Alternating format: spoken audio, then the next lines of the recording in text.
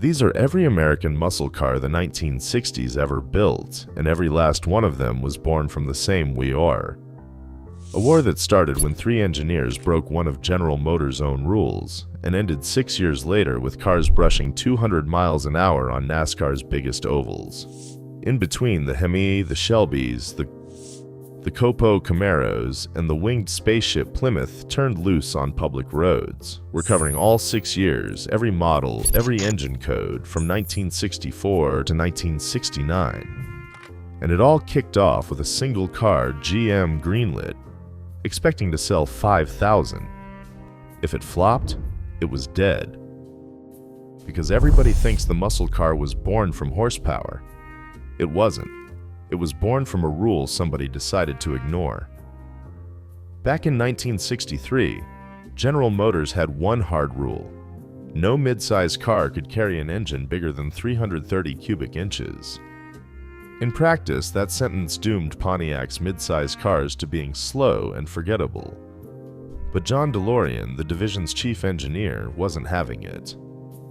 Along with Bill Collins and Russ G., he had a plan that was as simple as it was shameless. Drop the 389 cubic inch V8 from a full-size car into the lighter body of the Tempest Le Mans. On paper, that broke the rule outright. So they didn't build a new model. They did something sneakier. They turned that engine into a factory option, RPO 242, that anyone could check off on the order sheet for $295.90. The rule banned building a mid-size car with a big engine. It said nothing about offering one as an option, and they slapped a stolen name on it, GTO. Gran Turismo Omologato, lifted straight from the Ferrari 250 GTO. Purists were outraged. Pontiac couldn't have cared less. The Ferrari Mystique was already glued to the hood. Under that hood, the 389 made 325 horsepower stock, or 348 with the tri-power setup and its 3 carburetors. A tri-power GTO with a 4-speed ran 0 to 60 in under 6 seconds. In 1964, those numbers embarrassed sports cars that cost twice as much. The first muscle car ever? Depends who you ask. There were clear ancestors, the 1949 Oldsmobile Rocket 88, the 1955 Chrysler 300, the 1961 Impala 409. But none of them nailed the whole equation the way the GTO did. Mid-size body, big engine, affordable price, and mass-market sales. And the sales were the knockout blow. General Motors expected 5,000 units. Pontiac sold 32,450 in the first year alone. The rule was dead. But down the hall, inside that same building, Pontiac's sister divisions were staring at those numbers, green with envy. If Pontiac could break the rule and rake in the cash, so could they. The GTO didn't just humiliate Ford and Chrysler. It humiliated General Motors' own sister divisions. And it set off a war inside the very same building. Because after the GTO's 32,450 sales, General Motors caved. It raised the engine ceiling for mid-size cars from 330 to 400 cubic inches. Not 1 inch more. That number, 400, would define the entire decade. And it lit a 3-way brawl between Chevrolet, Oldsmobile, and Buick, each with its own idea of how to win. Chevrolet went for brute force. In 1965, it shoved a 396 cubic inch big block into the Chevelle and created the SS 396. But first it dropped something close to mythical, the Z16, a 375 horsepower edition it built just 201 of. 200 hardtops and a single convertible. Today it is one of the most hunted muscle cars on Earth. The next year, the SS 396 became a regular production model, and its most feared version showed up, engine code L78. Another 375 horsepower, a solid lifter cam, and quick enough to dip under 14 seconds in the quarter mile. All for around $3,500. Oldsmobile played a different card, engineering. Its car was called the 442, and in 1964 the name was literal, 4-barrel carb, 4-speed, dual exhaust. When General Motors raised the limit, Olds redefined that first 4 as its new 400 cubic inches. But its real masterpiece was the W30 package, cold air induction that gulped air in from the grill, a nastier cam, and quarter-mile times of 13.3 seconds. In 1968, Olds teamed up with Hurst for a special 442 in silver and black. Just 515 were made. And then there was Buick, which refused to play dirty. Its Gran Sport arrived in 1965 with a 401 cubic inch nailhead engine that Buick, with a straight face, advertised as a 400 to stay on the right side of the rule. It was not the quickest on paper, but it laid down 445 pound-feet of torque, and it did it quietly. They called it the gentleman's muscle car, fast, refined, and underestimated, built for the executive who wanted power without looking like a hoodlum. 3 divisions, 3 philosophies, 1 shared 400-inch ceiling. General Motors had turned into its own battlefield, fighting over tenths of a second in 3-character engine codes. But while they argued over 396 versus 400, over 4 barrels versus 4 speeds, somebody was about to flip the whole table over. Ford was not going to fight for the fastest midsize car. Ford was about to invent an entire category. On April 17, 1964, it unveiled a car that was neither midsize nor expensive, and that within 2 years would outsell all of these combined. Its name was Mustang. While GM fought itself over tenths of a second, Ford asked a different question. Not, what engine can we cram into a mid-size car, but what if we build a cheap, light, endlessly customizable car for everyone? The answer came from an executive named Lee Iacocca. Instead of designing something expensive from scratch, he took the humble Ford Falcon platform, cheap and proven, and dressed it up like a sports car. On April 17, 1964, he unveiled it at the New York World's Fair. Starting price, $2,368. What happened next was unheard of. In the first 24 hours, Ford took 22,000 orders. In the first year, it sold more than 418,000 cars. And in under 2 years, it built 1 million Mustangs. Nothing like those numbers had ever been seen for a new car in America. Now, let's be honest, because this is the argument that never dies. Is the Mustang even a muscle car? Straight from the factory, the base Mustang came with a straight 6 or a small V8. It was no monster. Purists will tell you it's a pony car, its own category. Compact, sporty, with a mile-long options list to build it your way. And they're right, but it was also the door everything else walked through, because somebody looked at that light little chassis and thought about stuffing it full of engine. That somebody was Carroll Shelby, a Texan ex-racer who had won the 24 Hours of Le Mans and now built cars. Shelby took the Mustang, dropped in a hopped-up 289, and created the GT 350 in 1965. It was so hardcore he ripped out anything that didn't help it go faster. Back seats, insulation, weight. To Shelby, every extra pound was the enemy. Just 562 rolled out that first year. Then he went all in. In 1967, he crammed the massive 428 cubic inch big block up front, and the GT 500 was born. And in 1968 came the GT 500 KR, king of the road, packing the Cobra jet engine. Fewer than 1,000 made. That Cobra jet hid one of the great lies of the era. Ford rated it at 335 horsepower. But ask any expert and you'll get the same answer. The real number was closer to 420. Why lie low? To duck the insurance companies and the racing sanctioning bodies. Remember that trick, because the whole industry was about to copy it, and Ford closed out the decade with two homologation monsters. The 1969 Boss 302, built to crush the Camaro on Trans Am road courses, and the Boss 429, packing a semi-Hemi engine designed for NASCAR, only 857 built that year. Today, each one is worth a fortune. But let's rewind to 1964 to that million sales moment. Because that success had an immediate consequence. Over at General Motors headquarters, someone was staring at those numbers in a panic. The Mustang had no direct rival, and it was emptying out showrooms. GM couldn't allow that. It had to answer, and its answer would arrive in 1967, wearing a name that would become legend: Camaro. The Mustang had been alone in the market for 3 years, devouring sales. So Chevrolet decided to answer with a name loaded with intent.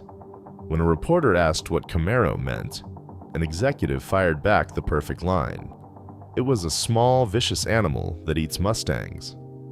Nobody knew it yet, but that name would outlive almost every other car in this story. It arrived in 1967, and it brought two different wars under one hood. The first was fought in the corners.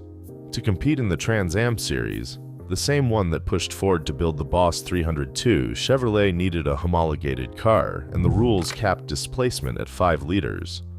That's how the Z28 was born. And here's a detail the diehards will never let slide. The Z28 didn't run a 350. It ran an exact 302, purpose-built to squeak under that limit. Chevrolet rated it at 290 horsepower. On track, it made a whole lot more. It wasn't the strongest in a straight line.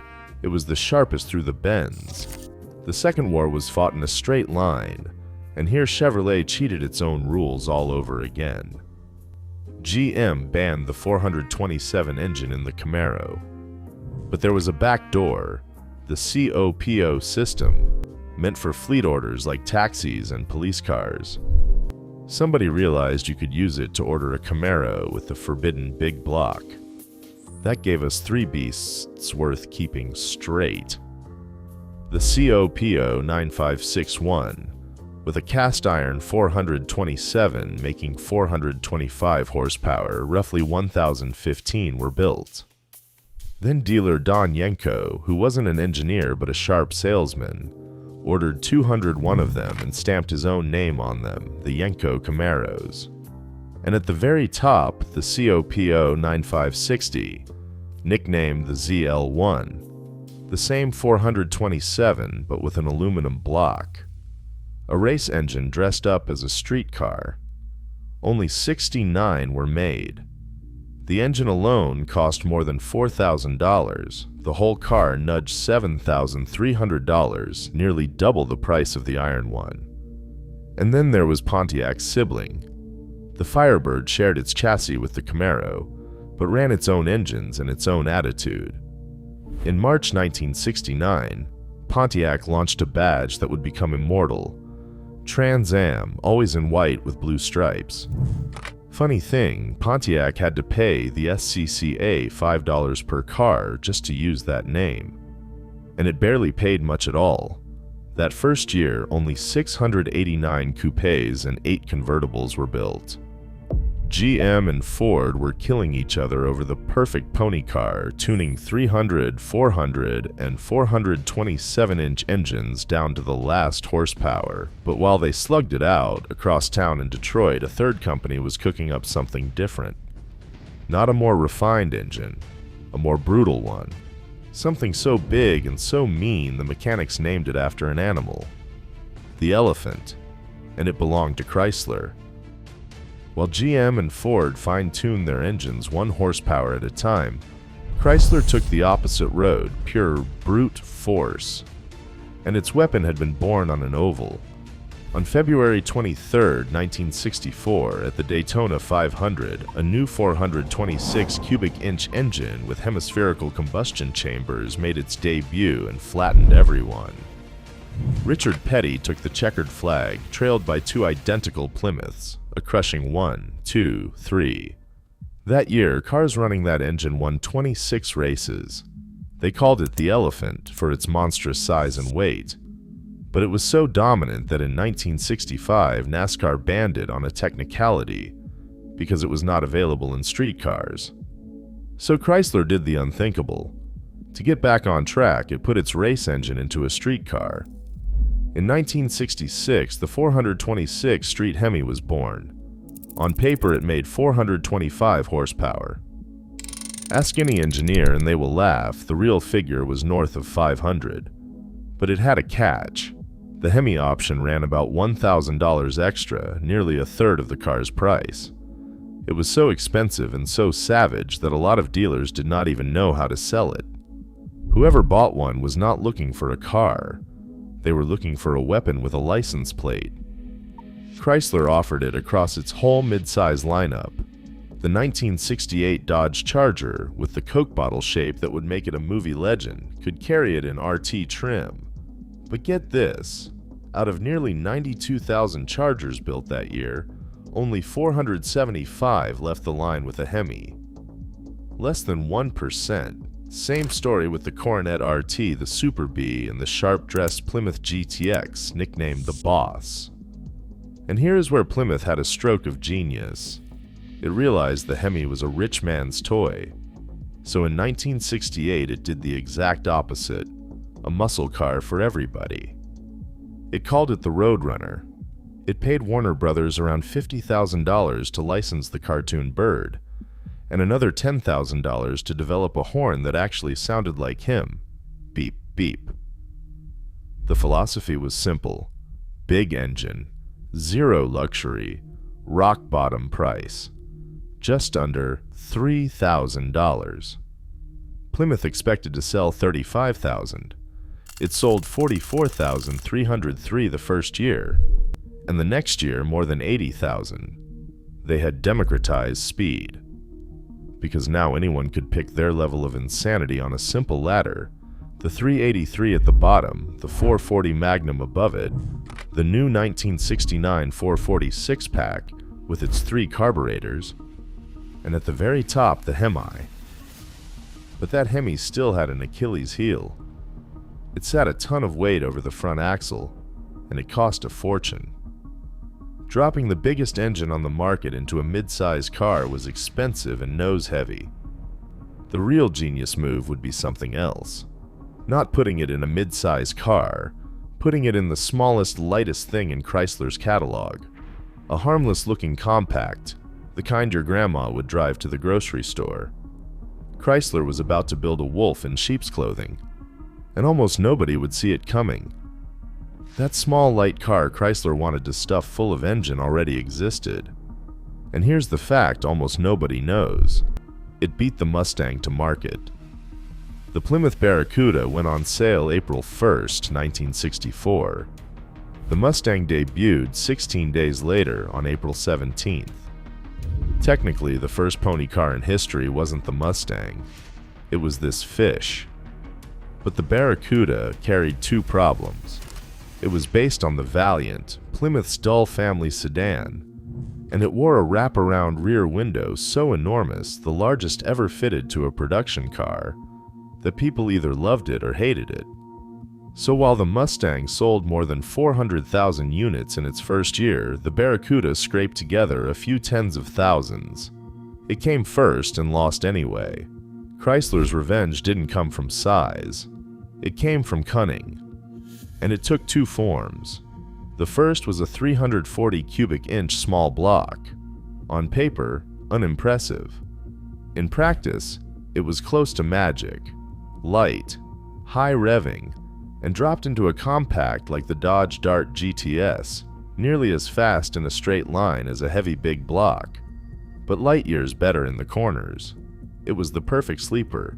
Picture the scene. A harmless-looking Dart, a grocery getter, pulls up next to you at a red light. Light turns green, and that thing leaves you behind like you're parked. The second form was pure madness. In 1968, Chrysler took the 426 Hemi, the Elephant, and shoehorned it into the Dart and the Barracuda. To shave weight, the Hearst company gave them fiberglass hoods and fenders, thinned the steel with acid, and stripped out the radio, the sound deadening, even the back seats. Only 80 Hemi Darts and about 50 Hemi Barracudas were built. Straight from the factory, they ran under 11 seconds in the quarter mile. They were so extreme they shipped with a legal sticker warning they weren't suitable for street use. It was like buying a rocket with a manual that says, "Please don't light this in the garage." All these wars, GM, Ford, and Mopar, were fought in two places, the stoplight and the drag strip. But there was a third battlefield, the fastest and deadliest of them all. One where quarter-mile times didn't matter, only pure top speed. The giant ovals of NASCAR. And there, physics was about to turn these cars into something out of NASA. In 1969, NASCAR had one golden rule. To race a car on the track, you had to sell 500 street versions of it. And that rule was about to spawn the strangest cars ever to sit on a dealer lot. Because on the new superspeedways like Talladega, at nearly 200 miles an hour, the enemy was not the other driver anymore. It was the AIR. The most powerful engine meant nothing if the car went light or dragged itself against the wind. The war moved to aerodynamics. Ford struck first. It took its Torino, stretched and sharpened the nose, and created the 1969 Talladega. It built 754, just enough to go racing. Its Mercury twin, the Cyclone Spoiler 2, carried the signature of drivers like Cale Yarborough. Chrysler counter-punched and whiffed on the first try. Its Charger 500 Flush mounted the grille and the rear window to slice through the air cleaner. But it was not enough. Ford kept winning. So, Dodge's engineers lost their minds. Literally. They pulled out the ultimate weapon, the Charger Daytona. They bolted an 18-inch fiberglass cone onto the nose, and out back, a rear wing perched on two vertical struts standing nearly 2 feet tall. Legend says they mounted it that high so the trunk could still open. The truth is pure physics. Up that high, the air hit it clean, without getting churned up by the roofline first. They built 503, one more than the minimum. People would walk into the dealership and not know whether to laugh or lose their minds. Was that a car or a street-legal rocket? They were so weird that a lot of dealers did not want them, and some, this is real, ripped off the nose and the wing to sell them as regular Chargers. The wildest car ever made, dismantled just to balance the books. Did it work? Oh, it worked.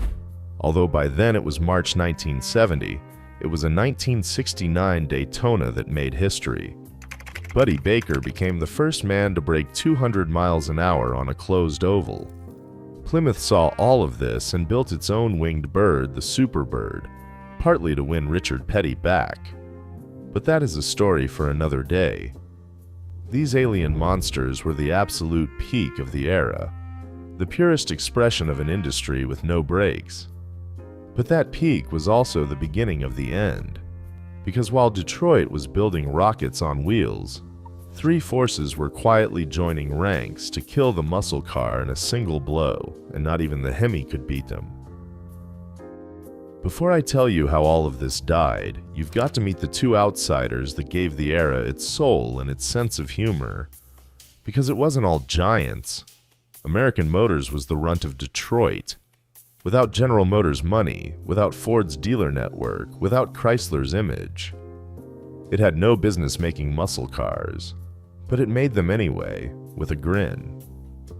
In 1968, it launched the AMX, the only two-seat American sports car of its time. And yes, two-seat, don't confuse it with the four-seat Javelin, packing a 390 that could crack 0 to 60 in under 7 seconds. And in 1969, it capped it off with its masterpiece of pure nerve, the SC Rambler, built with Hearst.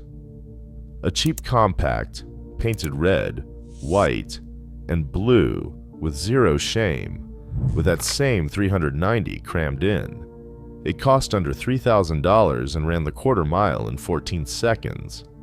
But the genius was on the hood, a huge scoop with a painted arrow and the word air, literally pointing at where the air went in. American Motors wasn't just selling you a cheap muscle car, it was selling it to you with a sense of humor. On the other end of the spectrum was Mercury, muscle in a suit. Its 1969 Cougar Eliminator was a premium pony car, longer and more refined, available with everything up to the Boss 302 or the 428 Cobra Jet. If a regular Cougar was a Mustang in a tuxedo, the Eliminator was that same guy running a marathon. And then at the very top, the end arrived. But the villain wasn't another car, it was the real world. It was three forces at once. First, the insurance companies. A 20-year-old kid could end up paying more for insurance than for the car payment itself. The youth market, the beating heart of the muscle car, dried up overnight. Second, the laws. The Clean Air Act forced compression down and choked the engines. And with the switch to SAE net ratings in 1972, the numbers collapsed on paper. The very same Chevrolet 454 went from 450 horsepower in 1970 to 270 in 1972. And third, later in the decade, the 1973 oil crisis turned a 7-liter engine into an absurd luxury. There was no final showdown, no last drag race, just bills, laws, and gas pumps climbing. The muscle car of the 60s didn't die for lack of ideas or lack of power. It died because the world changed around it. It was the last time Detroit could sell a dream this simple: a big engine, a mid-size body, and the promise that at a stoplight you were king of the world. But even though the era ended, not all of its warriors fell with it. One survived. The very cars Chevrolet built to hunt Mustangs outlasted the insurance companies, the oil crisis, and the dark years that came after, and it kept fighting across 6 generations. Its full story, from the very first Camaro to the last, is a video all its own. It's right here.